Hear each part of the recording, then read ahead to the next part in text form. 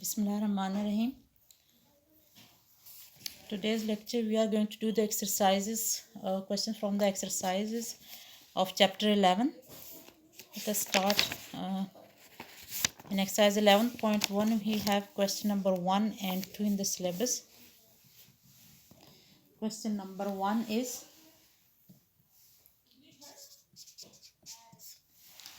okay. Question number 1 is one angle of a parallelogram is 130 and find the measure of its remaining angle. So one of the angle is given to us to be equal to 130, one of the angle of a parallelogram. So we have a parallelogram, its one angle is 130 and we have to find the remaining angles. Now let me draw the parallelogram.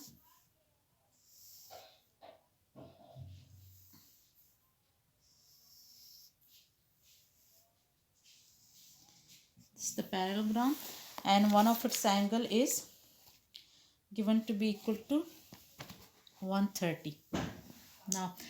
Now we know that this is an acute angle, so this can't be equal to 130. So we can take this angle to be equal to 130. Now let me name the vertices as A, B, C, D. Now we know that from theorem 11.1 we know that the opposite angles of a parallelogram are always congruent. So it means that angle B will be congruent to angle D, and we know that angle B is 130, so angle D will also be equal to 130. So angle D will be equal to 130 because angle B is 130 and angle B and D are the opposite angles of a parallelogram. We know that opposite angles of a parallelogram are always congruent, so it means that angle D will also be equal to 130. Now the remaining problem is to find angle A and angle C. We know that angle A will also be equal to angle C, but we don't know its value yet. Let this angle be equal to x. Now we know that if angle A is x, then angle C is also x, because both are opposite angles, and in a parallelogram the opposite angles are always congruent. We also know that the sum of all these angles, the sum of the angles in a quadrilateral is always equal to 360. Okay, sum of the angles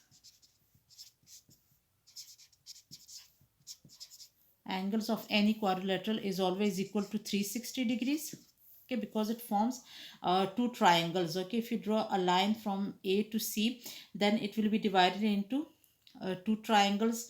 180 will be the sum of the angle of one triangle, and 180 will be the sum of the angle of this second triangle. Both the angles will add up to give 180 plus 180, that will give us 360. So in a four-sided figure, okay, the sum of the corner angles is always equal to 360. Now using this we know that x plus 130, okay, x plus 130 plus x plus 130, the sum of all these four angles must be equal to 360 degrees. Now adding x to x, we are going to get 2x. Okay, and then shifting 130, first let me add these two. 130 plus 130 will be 260. Okay, is equal to 360. So from here we can easily find the value of x, which is equal to 360 minus 260, and that is equal to 100.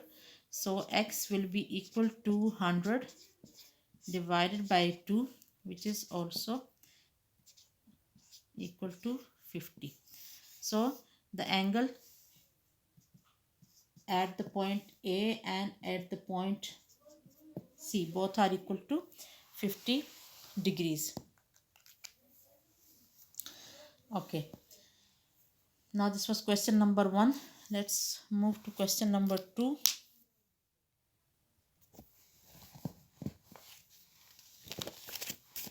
Now in question number 2, it is given that one exterior angle formed on producing one side of a parallelogram. Producing means on extending a side. If you extend one side of a parallelogram, then that's called producing that side. Okay, one side of a parallelogram is 40.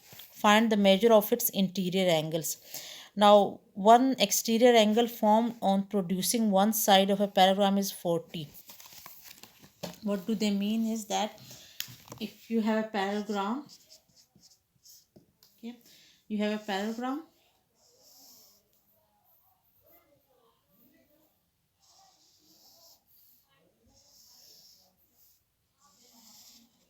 okay, here you have a parallelogram and let it be A, B, C, D.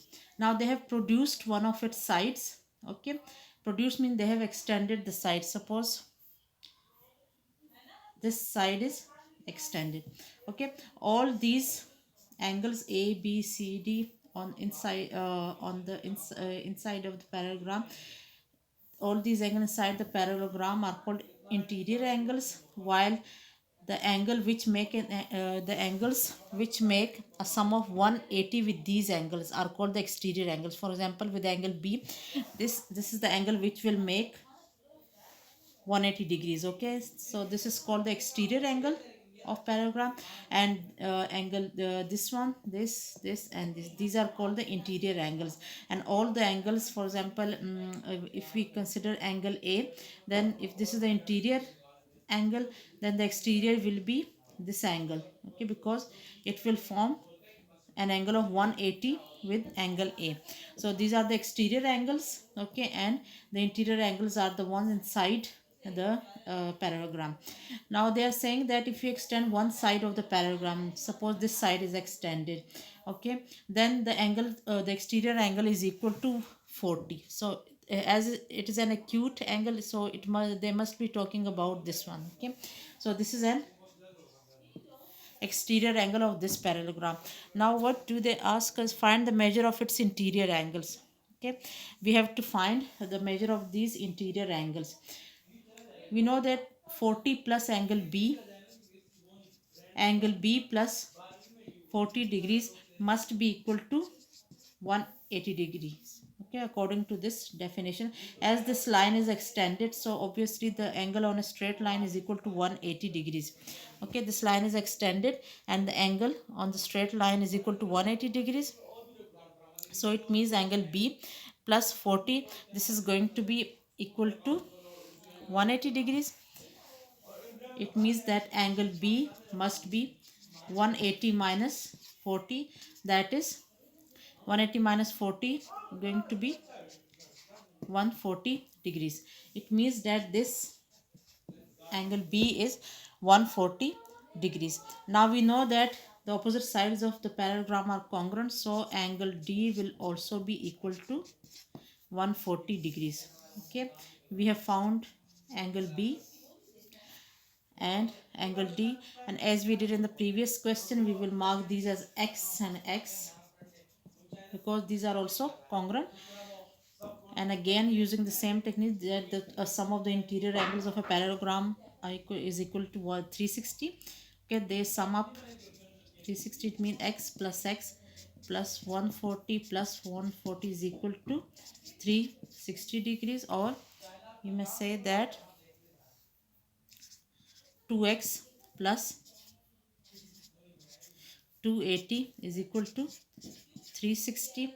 Now it means that 2x is equal to 360 minus 280. So it is going to be equal to 360 minus 280 will be equal to 20 here, and that's going to be 80. So x is equal to, now x is going to be equal to 180 divided by 2, which is 40 degrees. So it means that angle A and angle C are going to be 40 degrees. Angle 1 will be congruent to angle C because they are the opposite angles, and both are going to be equal to 40 degrees, okay. So we were given the exterior angle 40, and we know that the sum of the interior plus exterior is always equal to 180 degrees. So it means if this is 40, then this will be 180 minus 40, that is 140, okay. And we know that these two angles are always congruent according to the properties of parallelogram we did in exercise in theorem 11.1. So angle B will be congruent to angle D, that is 140 degrees. And we also know that the sum of all these interior angles is equal to 360. that is x plus 140 plus 140, that is equal to 360. Now solving this equation, we got the value for angle A and angle C to be equal to 40 degrees. And this completes this question. Now question number 1, exercise 11.4. In order to understand question number 1, we need to go through a few definitions first. The first definition is that of a median. Okay? Median of a triangle. Median of a triangle. What do you mean by median of a triangle? Median is a line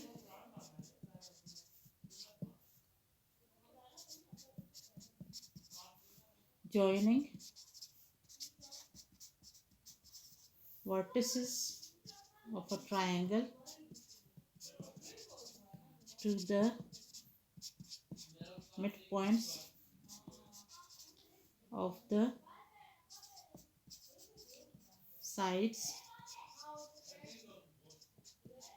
opposite to these vertices. Okay, medians, a line joining the vertices of a triangle to the midpoints of the side opposite to these vertices is called a median. Okay, let me draw it for you, you will understand it better. Suppose we have a triangle ABCD.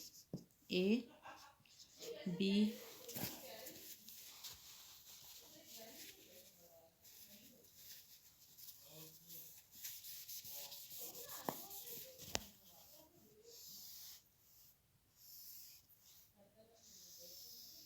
suppose you have triangle A B C. Now let D be the midpoint of BC. Okay, you have a triangle ABC and D is the midpoint of this line. Then the line that joins this vertex, vertex A, with the midpoint of the side opposite to this vertex. BC is the side opposite to the vertex A. Then the line that joins A with D, that is the midpoint of BC. Okay, we are joining D to the vertex A. A is joined to D and D is the midpoint of the side which is opposite to this vertex. These lines are called the medians. Okay, this is the first median. Similarly from B, if E is the midpoint of AC, okay, let E be the midpoint of AC, then the second median will be, okay, this BE will be the second median.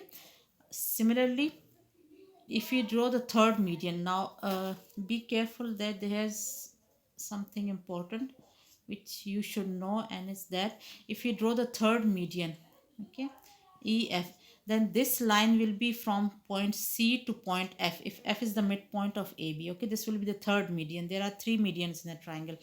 Now whenever we join this line will also pass through G. If G is the point of intersection of the first two median, then the third median always passes through G, the same point.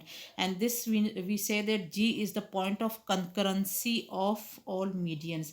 It means that G is the point through which all the three medians intersect or cut each other. Okay, this is the first median AD. Okay, this is the second median BE, and this is the third median CF. Okay, all these medians intersect each other at the same point, and that point is called the point of concurrency. Point of concurrency of all medians. Okay, they cut each other at the same point.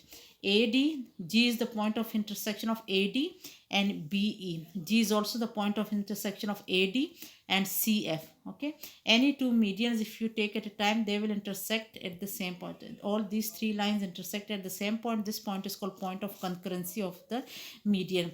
Now there is a property which we are going to use in the question number 1, and that property is about this point of concurrency. Okay, now if you consider this median, okay, then This point of concurrency is also the point of trisection of each median.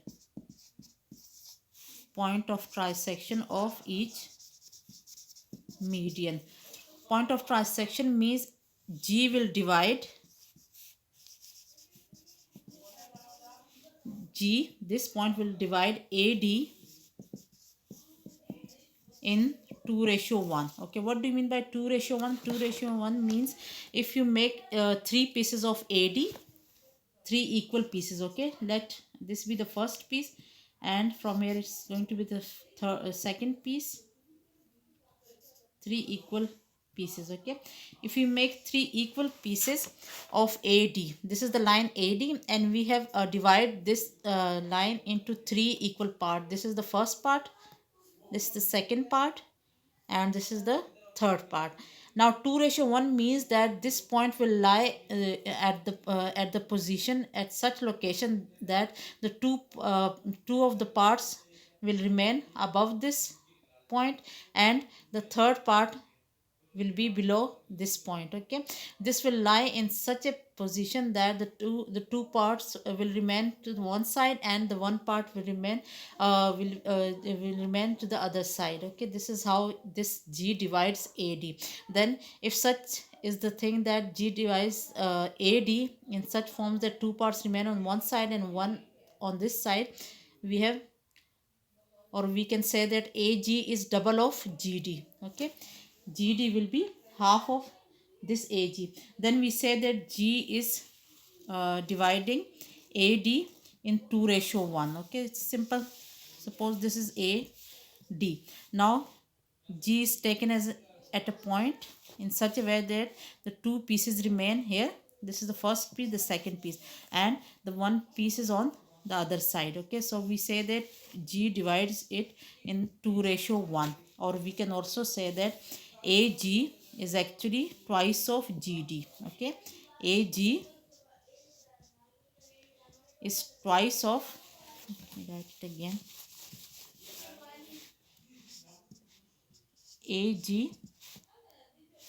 is twice of GD. Okay, this length, if these are the two pieces and this is one piece, it means that this length will be double of this length. Okay, this is the thing that we are going to use in the question. Okay, this AG will be twice of GD according to this ratio, and this we have proved in theorem 11. I mean, it is in the statement of theorem 11.1.4. Okay, that the statement is the medians of a triangle are concurrent and their point of concurrency is the point of trisection of each median. G is the point of concurrency and it is the point of trisection of each median, means that it divides each median in 2:1. Okay, this G divides AD in 2:1. Similarly, this G also divides CF in 2:1, and the same is the case here with BF. Okay, this G divides BE also in the ratio 2:1, means that this length will be twice of this length. Okay, this CG will be twice of GF. Now we are going to use this in the question.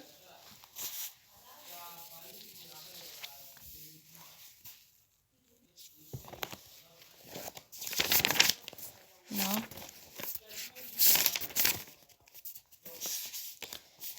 the question is the distance of the point of concurrency of the median of a triangle. So we are talking about the point of concurrency.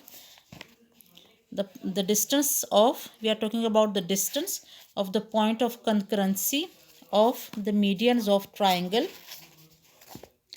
from its vertices are respectively 1.2 centimeter, 1.4 and 1.6. Find the length of its median. So the distance between the point of concurrency and the vertices of the triangle is given. For 3 of the vertices, we have to find the length of the medians. Okay, let me draw the figure. Question number 1 is that you have a triangle. Okay, here is the triangle. Suppose it is A, B, C, and let AD be the first median. Okay, BE be the second median.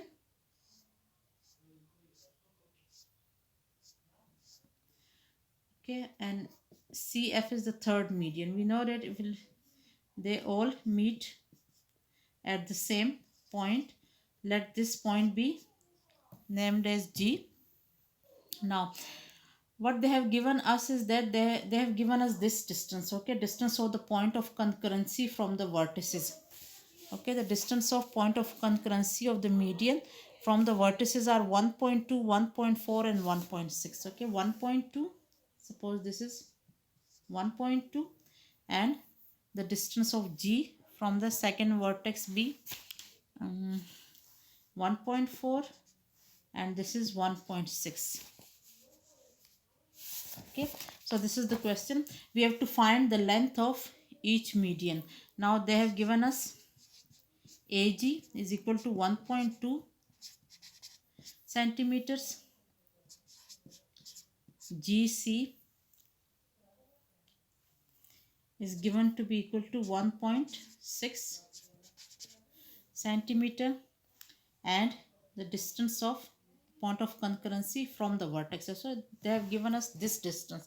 This is not the vertex of the triangle, so it can't be this distance. Okay, it's the distance of point of concurrency from the vertex, and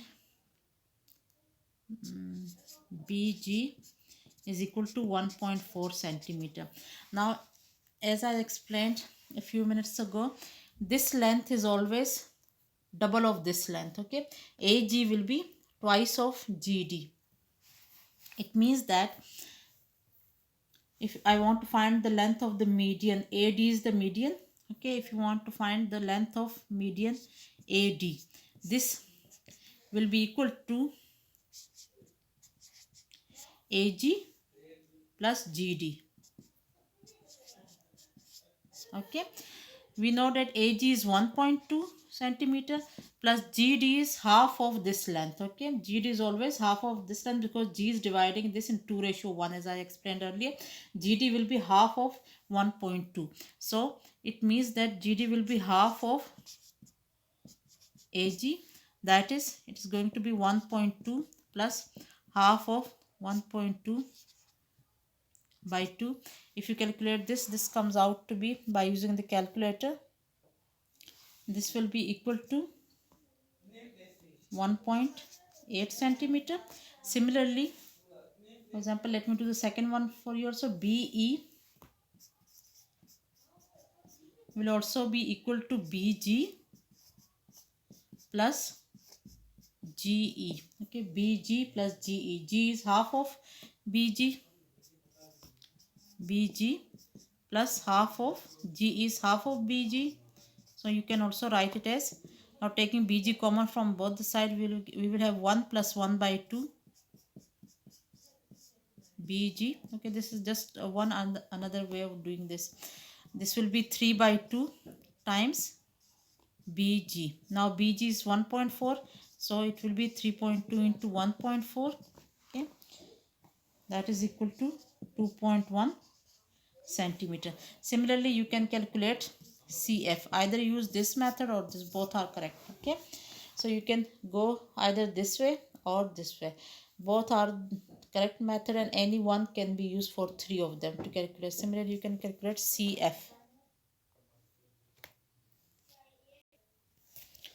Now review exercise 11, question number 3.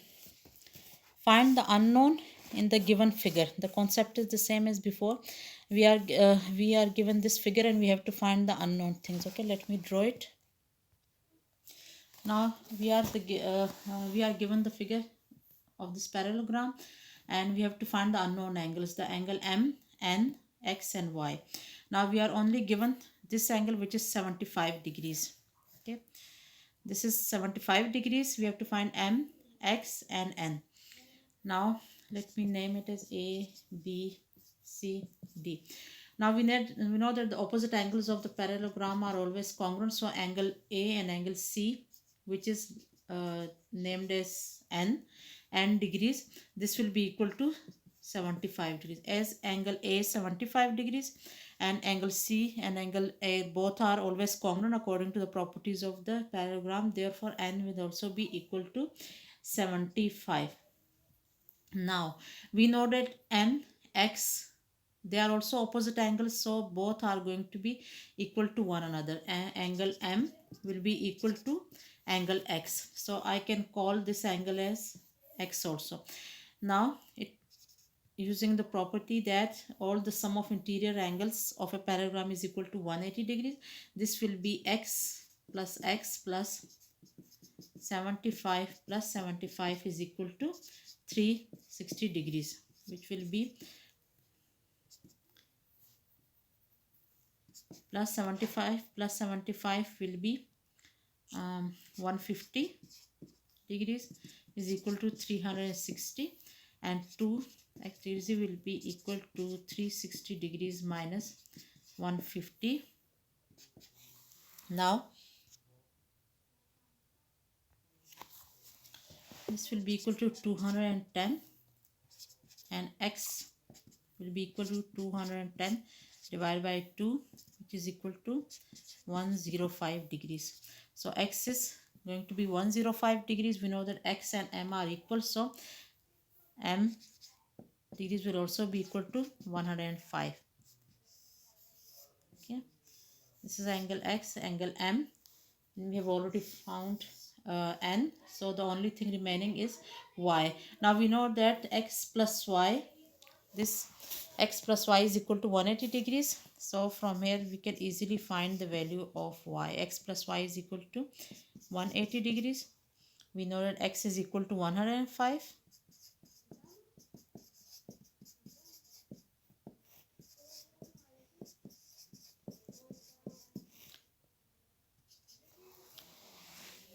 And this will be equal to 75. Okay, so we have found all the unknowns, and this completes the question. Now in question number 4, we are given this figure. It is a parallelogram. Angle A is given to us to be equal to 55 and angle C is 11 times x degrees. Okay, some x is some number which when multiplied with 11 will give us angle C. This angle is 5m plus 10. We have to find all the unknowns. It means we have to find x and m. Now we know that the opposite angles of a parallelogram are congruent, therefore 11x will be equal to 55. From here we can easily find the value of x. X will be 55 divided by 11, that is 5. So x degrees is equal to 5. This is the first unknown. Now as this is 5m plus 10, angle B will also be equal to 5m plus 10. Now this angle is 55. Okay, and we know the sum of all these four angles will be equal to 360. So 55 plus 55 plus 5m plus 10 plus 5m plus 10, this is equal to 360 degrees. Solving this equation, 55 plus 55 plus 10 plus 10, now 5m plus 5m will be equal to 10m. Okay, and this will be equal to 20, and here it is going to be equal to 50 plus 50 will be 100. 110 plus 120 110 plus 20 will be 130 is equal to 360. Okay, 50 plus 5 plus 55 will be equal to 110, 120, 130, and 5m plus 5m is going to be 10m. So m will be equal to 360 minus 130. 360 minus 130 is going to be 230, I think. Okay, yes, and m is going to be 230 divided by 10, that is 23. So this will be the value of m. Okay, So m is going to be 23 and x is equal to 5. Now let's do the next question. Now in question number 5, they have given us again a parallelogram and they want us to find the unknown m and n. Now we know that it is a parallelogram, so the opposite sides are going to be equal. So 4m plus n will be equal to 10 and 8m minus 4n will be equal to 8. That is 4m plus n will be equal to 10 and 8m minus 4n is equal to 8. These two sides are going to be congruent according to the properties that we did in theorem 11.1, and these two sides are going to be congruent. Now we are going to solve these two equations to find m and n by either elimination method or substitution method. Now multiplying this with equation with 4 and adding to this equation, we will get 4 4s are 16 m plus 4n is equal to 40 and add it to 8m minus 4n is equal to 8. Okay, if we add them, this will cancel out. Now adding these two, 24m is equal to 48. Okay, and m is going to be 48 divided by 24, which is I think 2. Yes, now m is equal to 2. Putting m in any one of these equations, we can easily find the value of n. Okay, 4 into 2 I am putting in this equation plus n is equal to 10. From here n is equal to 10 minus 8, which is again equal to 2. So this is how